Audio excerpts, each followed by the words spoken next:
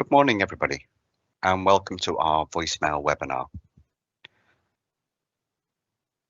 This webinar should take approximately 10-15 more minutes to go through the presentation. And if you have any questions, if you can ask those via the chat and remain muted during the session for me, please, and then we'll answer any questions at the end of the session. Any questions that we don't have a chance to answer will be answered in the frequently asked questions section, which will be posted on the website once the webinar has been uploaded to the normal web page. So during this session, we're going to have a brief introduction to Surgery Connect voicemail. We'll look at setting up user voicemail as well as group voicemail. We'll also look at customizing the voicemail settings so that you can change the messages and accessing messages as well. So Surgery Connect voicemail allows callers to leave messages when users are either busy or aren't able to answer the phone.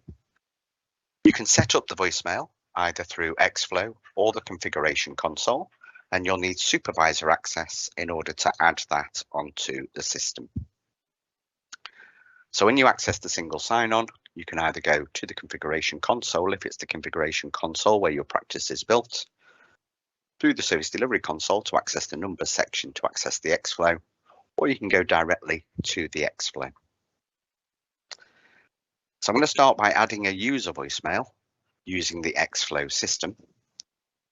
And if you access Xflow in any other method other than via the service delivery console on the numbers, you'll need to load up the call flow that you want to edit first of all. So just click on the load button on the top left-hand side of the Xflow. That will then give you a list of all the call flows then that you have available, and then you can select the call flow that you want to add the voicemail to. So I'm going to add this onto Jack's direct call flow here. That will then load up the call flow in a new tab for you, and we've now got the call flow for that particular user. And at the moment, busy or no answer is set to just hang up on the patient there. Icons down the left-hand side can then be dragged onto the desktop to add something into the call flow. So I'm going to use the user voicemail, which is the little person with a cog on here within the icons. If I drag that onto the desktop, it will then ask which user I want to set that voicemail box for. I'm going to pick the same user, obviously, that we've got the call flow here, so I'm going to use Jack. That will then put the voicemail box onto the desktop, and now I just need to connect it to the busy and no answer. So if I click on the lines and the little hang up here, I'll then be able to delete those using the delete button on my keyboard, and then join the dots from busy to the voicemail and also no answer to the voicemail as well. Now, because we're using Xflow, it's going to mean that the call flow will now need to be deployed before that voicemail is active. So you've got your usual orange banner up at the top telling us that we're not currently deployed. So if I click on the deploy button, that will then make that voicemail message live.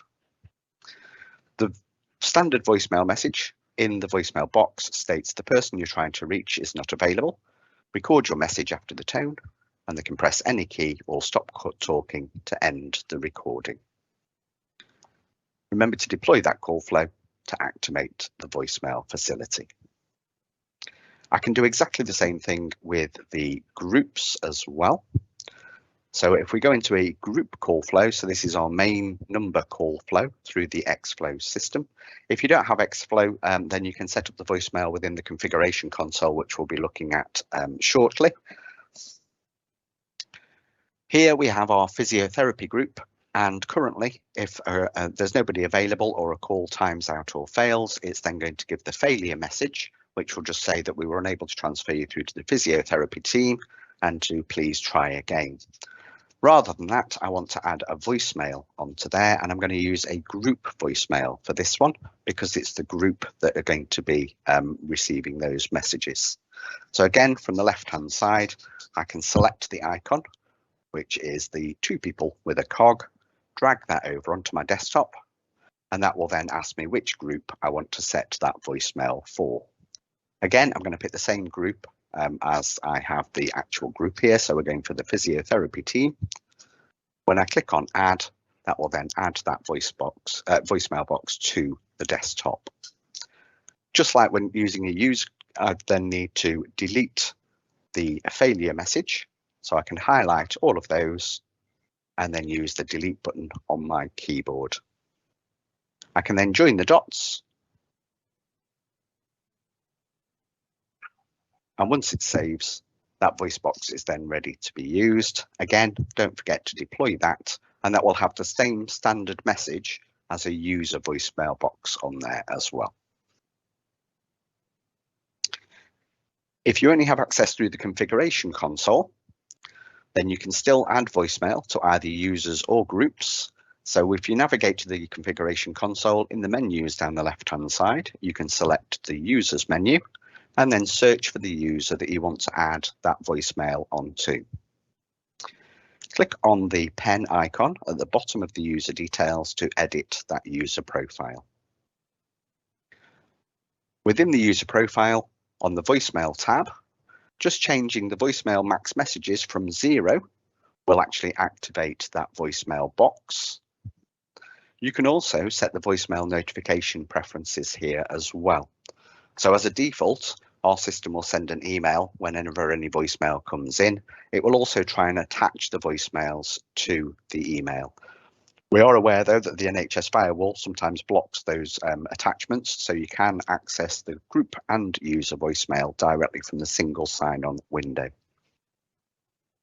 Because I have a mobile set up, I've also got the system sending a text to my mobile whenever a voicemail is left on my direct number.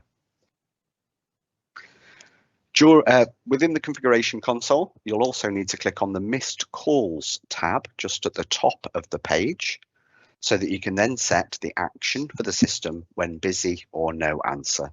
So from the drop down, you'll just select the voicemail box for that particular user.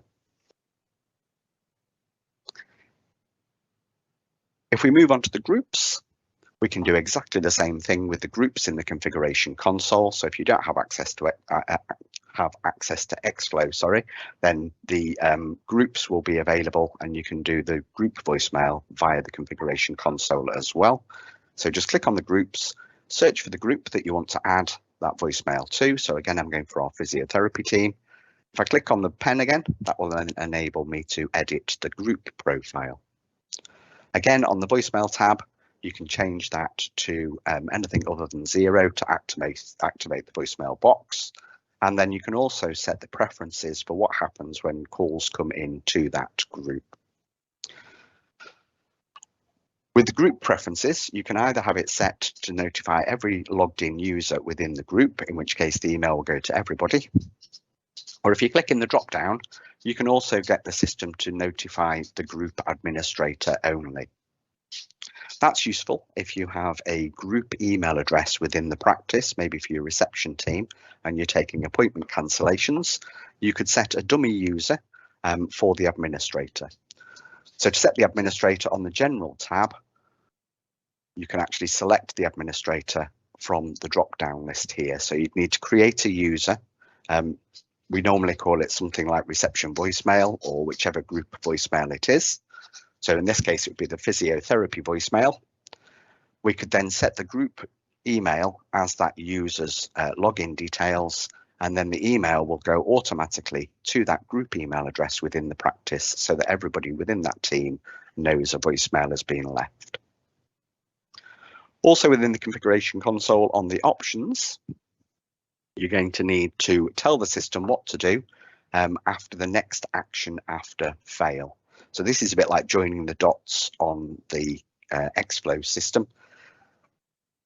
Again, you can select the voicemail for the group from the list of voicemails that you will then have for the next action after fail. That will ensure that when there's nobody available, those calls will then go through to the voicemail there. Now, to customize voicemail messages, because it will only have the standard message on there, the easiest way to do that is actually by the telephone system and by calling up and recording your own voicemail message to say what the information you would like the patient to leave. So when you receive a voicemail, it will send an email. So this one is an email that's been sent out obviously to our training team group. So that's gone out to all users within the group. That then gives the access details for the site. So if I wanted to change the voicemail message, I could call the number that's in the email with the service ID and user ID, and then input my PIN. Now the PIN number for voicemail is accessed in the configuration console through the users menu on the general tab. And the authentication PIN is the PIN number for voicemail only. So you'll have your voicemail PIN on that first general tab for each user that then needs to access the voicemail messages. By ringing the number and then going through the options, it will then give you the option to re-record your message, and then you can save that and it will then be played whenever a new message comes in. To access the voicemail messages, on the email, you will have an attachment, so long as that's not been blocked by the NHS firewall. So you could play that straight from the email within the inbox if you wanted to. You can also call the number, enter the service ID and user ID that's given in the email, and then your PIN, and then you'll be able to access either personal voicemail messages if you have a personal voicemail box, or group voicemail messages if you're part of the group that has a voicemail. If the user's logged into a desk phone, if you use the message button on the phone, so on the reception handsets, it will actually say message just under the button, or on your standard handsets, it's a little envelope icon. That's the voicemail button. If you click that one, it will do the automatic dialing of the number for you and also the enter the service and the user ID. So all you would need then is your PIN number in order to access those user or group voicemails via the phone there. The easiest way, though, to access voicemail messages, certainly if you're part of a group, would be to use the voicemail option on the single sign-on. This can also be accessed through the menu in any of the other consoles. So if you're in the user console and click on the 3 lines next to your initials, you can access the voicemail directly from there. That will bring you to the voicemail on the single sign-on here. And within that area, it will then show you any personal voicemails by showing your name. And it will also show any voicemails for group voicemail that you are part of that group. It will also display whether those messages have been heard and whether you've played those, or whether it's still to be played and still shows new. And if it's a group voicemail, if anybody else within the groups listens to that voicemail, it will then mark it with a little green tick to show that somebody has actually played that message. Over on the right-hand side, on the single sign-on voicemail options, you'll have some icons where you can play the voicemail message. You can download that to your PC. You can save the message on the phone system so it's not automatically deleted, or you could permanently delete the message directly from the screen as well. Finally, users can access their own voicemails, so just user voicemail directly from the user console. So we have a user display here, and you can see that there are little envelope icons next to some of the calls, so they're where voicemail messages have been left. If I click on the play button, that would then play the voicemail message for me. That will only show user voicemails rather than group voicemails. So it will only show it if you have user voicemail set up on a particular user's profile.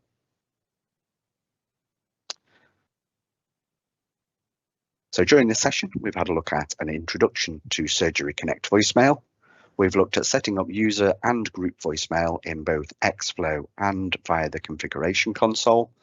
We've looked at customizing those voicemail settings via the phone so that you can change the message, and also where to access those messages.